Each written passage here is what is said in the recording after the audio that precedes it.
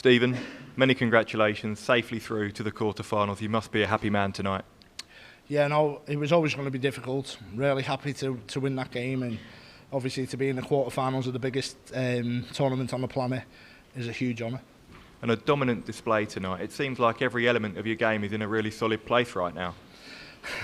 If you'd have seen me backstage about an hour and a half ago, you might maybe not have said that. I felt really nervous. I kept saying to my manager, things aren't going right. I just didn't feel comfortable. But listen, as soon as I got on stage, the 4,000 fans that were in there, or whatever it may be, all shouting "Let's go Bunting Mental" and singing the Titanium song, that's a special place to play. And I've never ever felt like that before. I was so emotional. I was crying on my walk on again. And yeah, listen, these fans can take me all the way. And up against a resurgent Peter Wright now for a place in the semi-finals. What are you expecting from Peter on New Year's Day? Sorry. No, listen, Peter Wright, he's one of the best players on the planet. If he plays the way he did last night, it'll be a tough game. Obviously, he had 70% on his doubles. He was fantastic. And he beat the world number one and world champ, so what more can you want from him? I expect that version of Peter, and hopefully he brings it. And yeah, we'll have a fantastic game, and I really look forward to it. But I've got to make sure that I'm my best. I don't care. Like I've said in every interview I've done, doesn't matter what anyone else does. It's all about me. And we know that you and Peter are so popular with the crowds, but who do you think they're going to be backing on New Year's Day? They're going to go Bunting Mental, aren't they?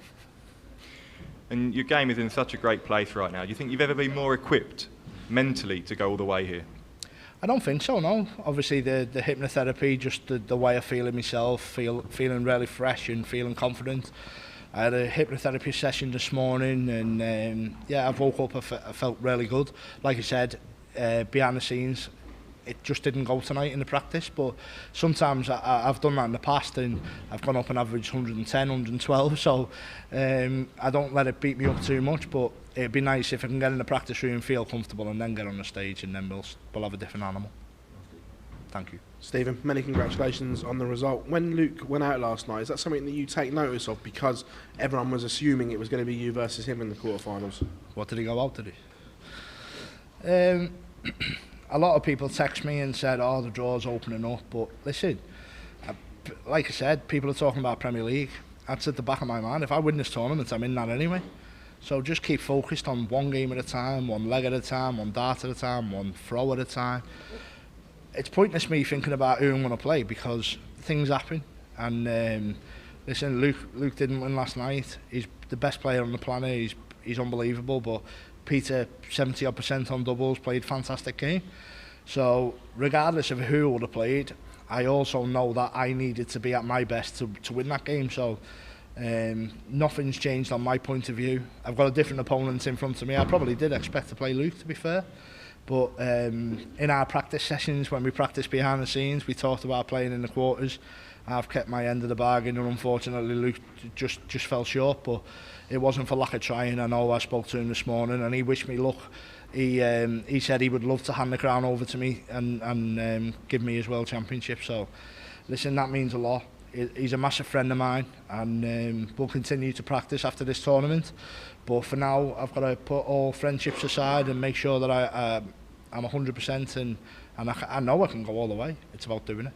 The noise is growing around you and winning this World Championship. Is it hard for you to block that noise out? What noise? No, obviously you know the noise is going to come. The more you're playing and the more you keep winning, people are going to talk, and it's inevitable. And obviously you can't lock it all out. It's impossible. You open a paper and it's in there, or you go on TikTok or social media and people are talking. But I'm a very level-headed guy. I keep my feet on the ground. I've got a lovely family and management behind me. And I think that's really important. I think that's really helped. Obviously the hypnotherapy as well, just to keep me calm and stuff. And yeah, people can talk whatever they want. Hopefully they're all saying, I can win this tournament, because I know I can. But at the same time, I've still got to do it. I've still got to get on that stage. I've still got to throw me 3 darts. I've still got to hit me doubles. And if I do, yeah, of course I've got a chance. And especially the first 2 sets, there were astronomical numbers. That's some statement and a way to sign off 2024. Yeah, no, I feel like I've had an unbelievable season, to be fair. Really proud of the way I've played. To push myself last year, I think I was well number 22 to into the top 8, is something that I could probably have only dreamed of last year. But just the dedication, the work behind the scenes, the management, like I said, the family behind me. I've got a newborn baby that I need to keep feeding now, so I need to keep winning, to be fair. And yeah, it's really important that I just keep my feet on the ground, keep doing what I'm doing, and yeah, let me darts do the talking. Thank you. Stephen, well done on the win. When we spoke to Peter yesterday, he believed he's a bigger fan favourite than yourself. What do you think? Good luck to him. Peter Wright. To be fair, my son is his biggest fan. So hopefully tomorrow he doesn't wear his Peter Wright shirt. You've talked a couple of times about when you look over to the family section and you see your son, you see your family over there. Just how much extra does that give you in those sticky moments? It's massive motivation, obviously, and like I said, the crowd's been unbelievable, and long may that continue. I think I've had a successful season. I've played some really good darts, and I've picked up so many fans this year that people have seen a different side of my personality. It's not just about seeing a boring dart player on stage, it's about them seeing what I can do off the hockey as well, the new YouTube channel, TikTok, I try and keep social. If people see me in as the supermarket or a Morrison's, they'll get what they get here. I'm a normal person, and I think that's very important for me. And yeah, long may that continue. I don't need to style my hair, I don't need to wear fancy shirts or fancy kecks.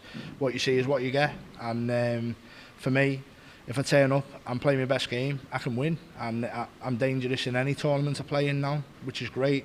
I've won the Masters in February, which is fantastic. That monkey off my back, so to say, and I've come here with all the confidence in the world. Obviously 6 Pro Tour finals. One of the, I think, average-wise through the season, I'm in the top 10. So that shows me that the hard work behind the scenes has been planted. I know that the game's there, and I think, like I alluded to before, I'm in the best possible position to win this tournament I've ever been in. So I've still got a lot of long games to go, but I'm willing to put the hours in. I'm willing to make sure that I give myself every opportunity, and that's what I'm here to do. Thank you. Stephen, the first time you made the quarter-final here, it wasn't long after you lifted the trophy at Lakeside. What is the difference between the Stephen Bunting of then and the Stephen Bunting that we see now? I think I'm a far better player, far rounded, more consistent, double percentage is a lot higher. I mean, you only have to look at the stats now compared to back then. I think darts has moved on tenfold since back then as well. I think not just I've improved, I think every player in the Pro Tours improved as well in the world. I think it's difficult now to win any game. Gone are the days where you used to average 100 and you was guaranteed to win a tournament. You can average 100 now and go out first round. So that's the testament to every single player that's on the tour now. Everyone's pushing each other to improve, and obviously when you've got the likes of Luke Littler then on the scene, bursting onto the scene and putting our sport into even more of a public eye, it's so important to make sure that you are the best version of yourself. Chris Dolby has talked about his dream of taking the World Championship around St James's Park, but what would it mean taking it around Anfield? Anfield's better, isn't it? No, it'd be fantastic, and I think it'd be made even more fantastic because we play Man United, so that'd be unbelievable. Just shove that trophy down the throat as well. But no, listen, it'd be a dream come true. At the end of the day, it's difficult. I've got so many more games left to play, and I'd be stupid to think about the title now. I've still got Peter Wright to play next round. I'm fully focused on that game, and then obviously I've got another game after that and another game after that. So listen, like I've always said, one game at a time, one dart at a time, one set at a time. It's all about preparing for that next game, and I'll make sure I'm 100% ready to play Peter Wright. Thank you, Stephen. Well done. Thank you.